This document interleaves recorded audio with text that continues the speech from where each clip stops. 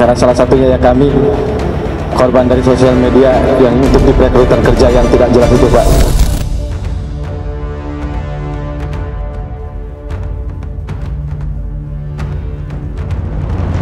Lebih dari 500 warga negara Indonesia menjadi korban perdagangan orang dan kerap mengalami penyiksaan selama bekerja di Myanmar. Menindaklanjuti hal tersebut, pemerintah Indonesia bergerak cepat melakukan operasi senyap lintas negara untuk menyelamatkan korban kembali ke tanah air.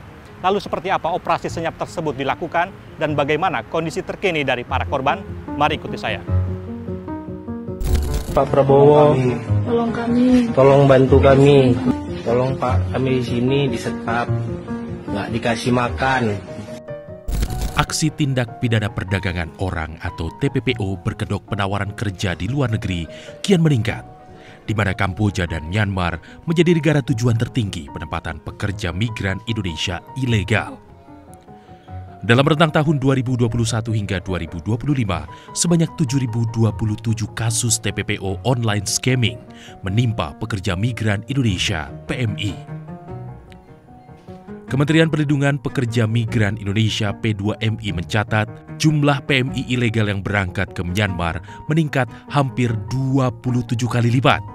Dari 26 orang pada tahun 2024 menjadi 698 orang pada tahun 2025. Sementara di Kamboja saat ini tercatat ada sebanyak 80.000 PMI ilegal. Mayoritas dari mereka direkrut untuk bekerja di perusahaan penipuan daring atau online scammer yang malah justru menjadi korban eksploitasi, penyekapan, hingga kekerasan. Tolong kami Pak, kami di sini korban perdagangan manusia, kami ditipu.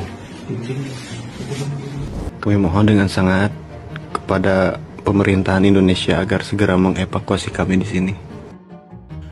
Pada 18 dan 19 Maret 2025, pemerintah berhasil mengevakuasi 554 warga negara Indonesia yang menjadi korban TPPO dan eksploitasi penipuan daring online scamming di wilayah konflik Myawaddy, Myanmar dalam sebuah operasi senyap.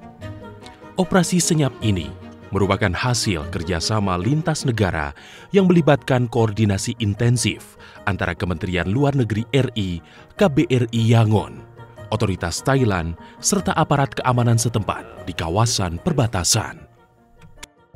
Kita juga melakukan berbagai macam komunikasi informal dengan berbagai macam stakeholder, pihak-pihak yang ada di Myawaddy dan juga yang ada di negara sekitar, agar bisa operasi ini dilakukan dengan sukses tentunya. Dan tentunya karena kita berhubungan dengan pihak-pihak kelompok etnis bersenjata, ya tentu tidak bisa disampaikan secara terbuka gitu ya. Itulah yang disebut sebagai operasi senyap. Nah, begitu sudah dapat kita locate lokasinya, kemudian ada penampungan khusus yang sudah disiapkan oleh pihak-pihak yang ada di Myawaddy, dan kemudian kita berkoordinasi dengan pihak Thailand.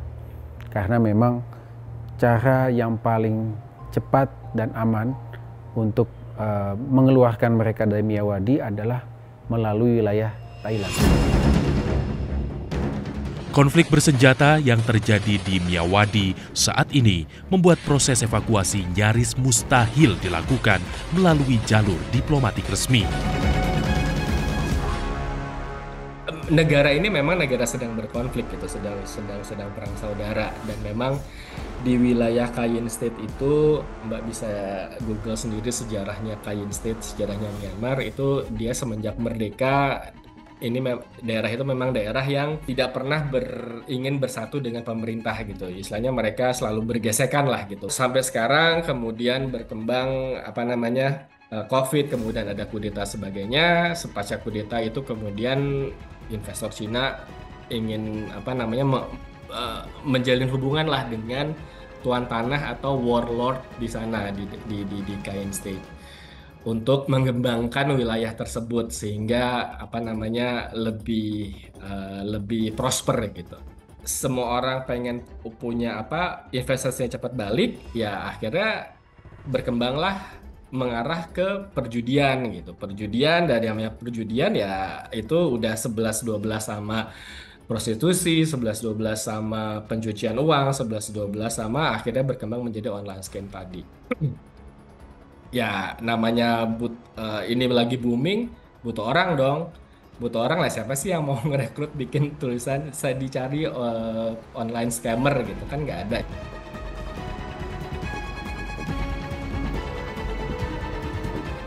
Kalau waktu pelaksanaannya sih memang ada sport jantungnya juga. Kalau kemarin ini bukan kendala, tapi di mana ada yang kita dapat dapat namanya baru pada hari H gitu, sehingga harus ditanyakan lagi dapat nama dari pemerintah Myanmarnya ya. Oh ini ada 3 orang nih baru masuk, mau dibawa sekalian nggak gitu ya. Kita dari sisi Indonesia tentunya mau karena kita punya kapasitas untuk membawa mereka pada saat itu. Tapi harus lagi ngomong sama pemerintah Thailand, dari pemerintah Thailandnya harus diajak bicara lagi sama KBRI Bangkok. Ya alhamdulillahnya pada saat itu untuk yang kasus untuk yang tanggal 18 Maret mereka mau memfasilitasi ya walaupun dengan bersungut-sungut juga.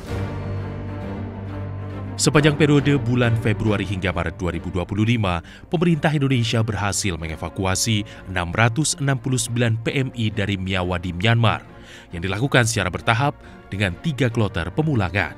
Total ya sejak bulan Februari hingga Maret ada 699 ya warga negara kita yang sudah berhasil kita evakuasi dari Myawaddy, dan tentu dilakukan secara bertahap.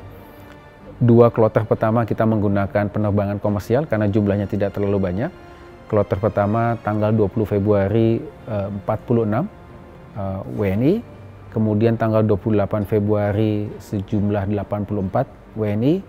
Nah kemudian kloter ketiga itu yang jumlahnya besar, sampai 569 WNI. Nah karena jumlahnya begitu besar, kita kirim pesawat khusus untuk bisa menjemput mereka dalam 2 penerbangan kembali ke Indonesia. Untuk menekan angka kejahatan terhadap PMI, pemerintah telah membentuk Des Koordinasi Perlindungan Tenaga Migran Indonesia guna mencegah, melindungi, dan melakukan penindakan hukum tindak pidana perdagangan orang. Pak Menko Polkam ya, Pak Budi Gunawan pada tanggal 13 Maret kemarin itu sudah meluncurkan Des Koordinasi Perlindungan Pekerja Migran Indonesia sesuai dengan arahan instruksi Presiden yang disampaikan kepada Pak Menko Polkam. Berdasarkan arahan dari Pak Menko Polkam, kemudian kami dari Kedeputian 2 Polugri membentuk Des yang terdiri atas 4 satgas. Ada Satgas Pencegahan, Satgas Perlindungan, Satgas Penindakan Hukum, dan juga Satgas Komunikasi dan Media. Jadi tugas dari Kemenko Polkam sebagai pengarah serta pengendali dari Des ini adalah mengkoordinasikan seluruh aspek, Mas, mulai dari pencegahan, pelindungan, penegakan hukum, sampai nanti dari komunikasi dan medianya. Pencegahan tentu saja melibatkan seluruh kementerian lembaga terkait ya, bagaimana upaya kita untuk melaksanakan sosialisasi, edukasi secara masif kepada masyarakat sampai ke tingkat bawah, sampai ke akar rumput, kalau perlu sampai ke tingkat-tingkat desa. Menjelaskan kepada mereka migrasi aman itu seperti apa. Setibanya di Indonesia, para pekerja migran yang berhasil dievakuasi segera ditempatkan di rumah aman untuk menjalani pemeriksaan menyeluruh, baik secara fisik maupun psikis. Langkah ini bertujuan untuk memastikan kondisi kesehatan mereka pasca penyelamatan, sekaligus melakukan pendalaman lebih lanjut guna mengidentifikasi apakah seluruh korban murni menjadi sasaran eksploitasi atau terdapat indikasi keterlibatan dalam aktivitas sindikat penipuan daring.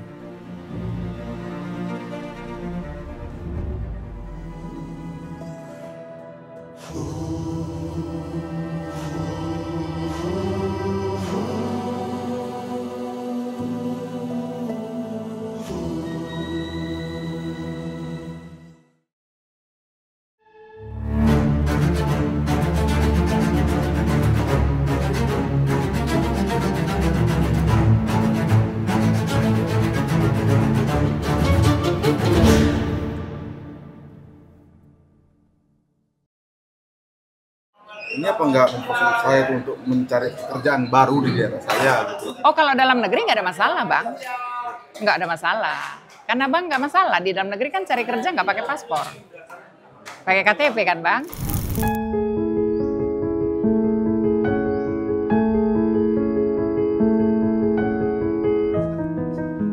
Setibanya di tanah air, para korban TPPO ini ditempatkan di Rumah Perlindungan dan Trauma Center atau RPTC serta Asrama Haji Pondok Gede, Jakarta Timur.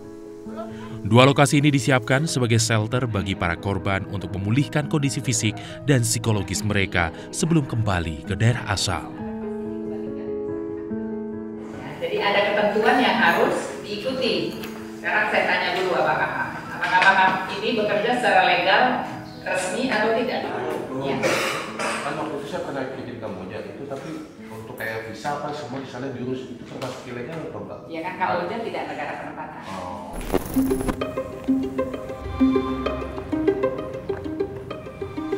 Saya pun berkesempatan untuk melihat secara langsung aktivitas dan kondisi terkini para korban usai dipulangkan dari Myanmar.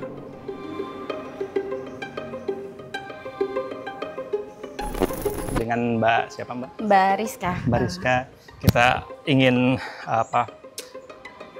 membuka informasi mengenai apa mungkin yang terjadi selama ini yang menimpa dari Mbak Rizka.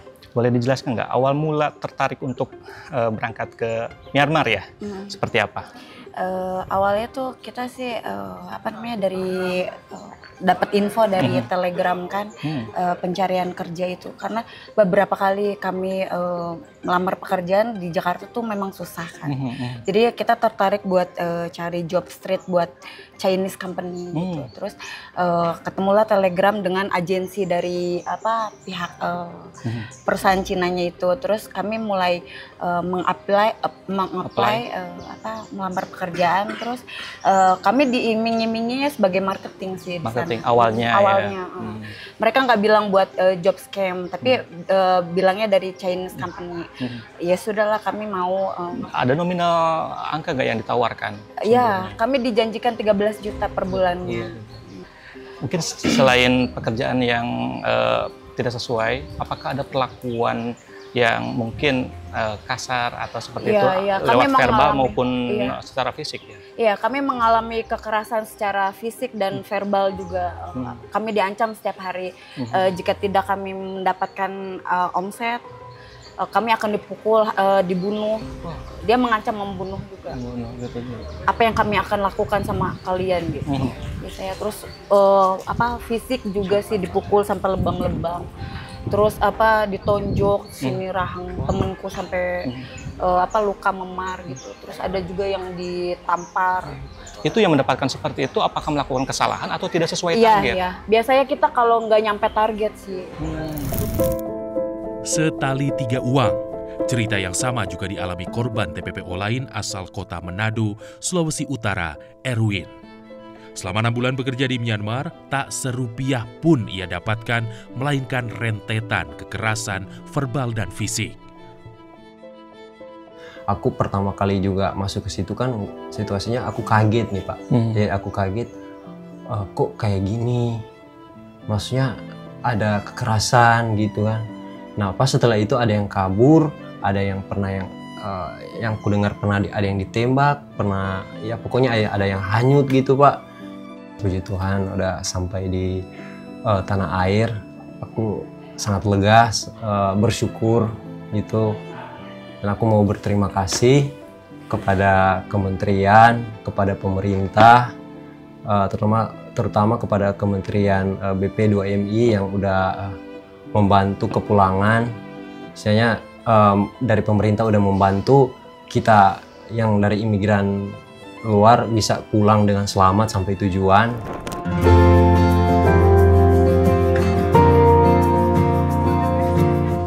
Di RPTC dan Asrama Haji Pondok Gede, Kementerian Sosial menginisiasi berbagai program rehabilitasi untuk memulihkan kondisi psikologis para korban dari traumatis atau ketakutan. Rehabilitasi dilakukan melalui kegiatan fisik maupun konseling yang diberikan oleh para pekerja sosial dan tenaga profesional. Program rehabilitasi sosial itu sebenarnya banyak ya, dari mulai pemberian motivasi, bimbingan sosial, termasuk aktivitas dinamika kelompok, ada peer groupnya. Kalau di kita tuh karena kadang-kadang ini rombongan dari Bangka Belitung, rombongan dari Sumatera Utara, ini grup dari itu bisa jadi karena di sana kan tidak selalu menyatu, mereka kan bisa tersebar kemana-mana di Myanmarnya. Nah begitu sampai di sini itu saling menguatkan. Berbagai pemangku kebijakan lintas sektoral juga turut terlibat dalam proses asesmen para korban. Ada beberapa kementerian lembaga yang melakukan, diantaranya adalah Kemensos, kemudian ada dari Polri juga, ada dari Imigrasi, kemudian ada juga dari Kemenkes, dan ada juga dari Interpol. Ya, perlu disampaikan kepada mereka semua agar mereka paham bahwa jalur yang mereka tempuh ke Myanmar ini adalah ilegal dan mereka sudah sangat sadar sekali, dan kami menyampaikan jalur yang resmi sesuai dengan Undang-Undang 1817 itu yang kami sampaikan kepada semua pekerja migran yang ada di Wisma Haji sebelum mereka pulang. Dari ratusan korban yang berhasil dipulangkan, Kementerian P2MI mencatat bahwa sebagian besar berasal dari Sumatera Utara dengan jumlah mencapai 141 orang. Temuan ini menunjukkan pentingnya peran pemerintah daerah dalam meningkatkan pengawasan, edukasi, serta akses informasi dan peluang kerja yang legal guna mencegah warganya bekerja sebagai PMI non-prosedural yang rentan menjadi korban perdagangan orang dan eksploitasi.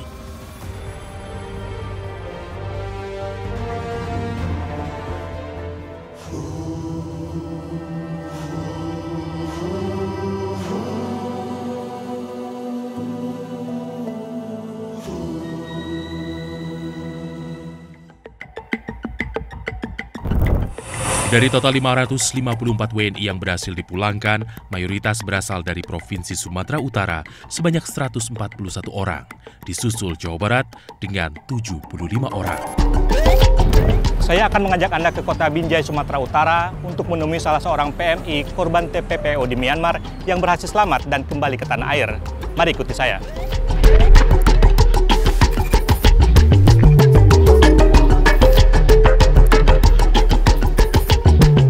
Inilah Eki Perdana, salah satu dari 554 korban TPPO dari Myanmar yang berhasil diselamatkan melalui operasi senyap. Pria berusia 30 tahun ini awalnya tergiur lowongan kerja yang ia temukan di Facebook sebagai pramusaji.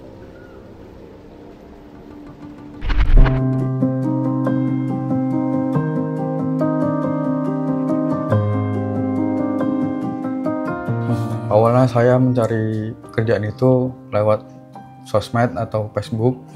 Saya diiming-imingi gaji sebesar 15 juta. Saya mencari pekerjaan sebagai resto atau waiters.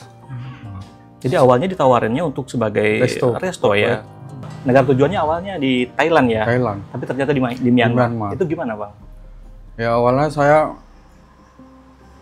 udah sampai Jakarta, saya berangkat ke Bandara Dong Mueang, Thailand. Saya diinformasikan setelah sampai di Bandara Dong Mueang, Thailand, saya diinformasikan kalau saya suruh jumpai supir dari perusahaan. Setelah melalui perjalanan panjang, Bang Eki sadar tuh, ini mau dibawa kemana nih? Saya sudah sadar karena kota Thailand kok udah pegunungan, udah masuk pegunungan. Nah, yang menarik Bang Eki, saya mendapat informasi bahwa penjemputan itu juga dilakukan oleh orang yang berseragam militer dengan senapan lengkap. Itu Bang Eki mengetahui siapa orang tersebut? Apakah dari pihak Myanmar atau seperti apa? Itu tentara pemberontak. Oh ya, itu dari mana ke mana? Dari setelah kami sampai di titik sungai, itu kami diturunkan tentara Myanmar yang bersenjata sudah menyuruh kami naik perahu. Setelah kami naik perahu, kami menyeberangi dari negara Thailand ke Myanmar. perbatasannya. Via ini sungai tadi. Sungai.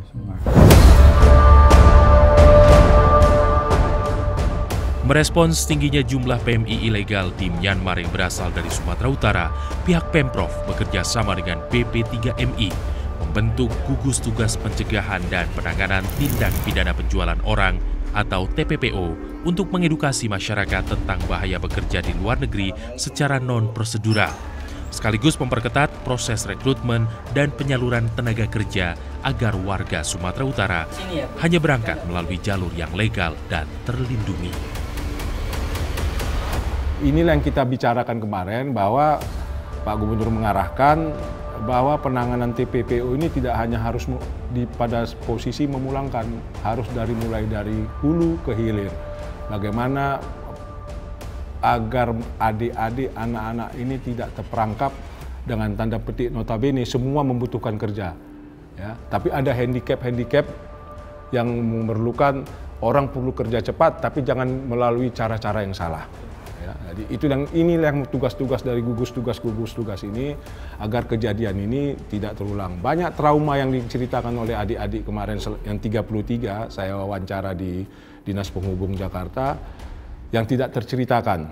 Ya, tapi mereka telan itu. Tapi kita berharap ini juga menjadi pembelajaran kepada milenial. Ini korbannya milenial banyak. Ya, tidak ada yang usia-usia tua. Yang melihat agar jangan tergiur dengan upaya-upaya atau janji-janji mencari kerja mudah, gaji besar, tapi tidak dengan kejelasan dokumentasi pekerjaan yang benar.